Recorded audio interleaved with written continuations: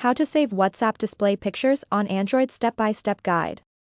Welcome to our YouTube tutorial. In this video, we'll show you how to easily save WhatsApp profile pictures, DPs, step by step. Let's get started. Step 1. Open WhatsApp. Launch the WhatsApp application on your Android device. Step 2. Open the chat. Go to the chat of the person whose profile picture you want to save. Step 3. Access their profile. On the chat screen, tap the person's name at the top to open their profile. Step 4. View the profile picture. Tap on the profile picture, DP, to enlarge it. Step 5. Take a screenshot.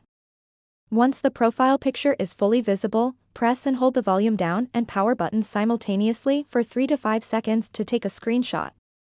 Step 6. Save and done. That's it. The profile picture is now saved to your phone's gallery. Now you know how to save WhatsApp profile pictures effortlessly.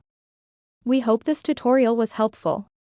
If you have any questions or need further assistance, drop a comment below.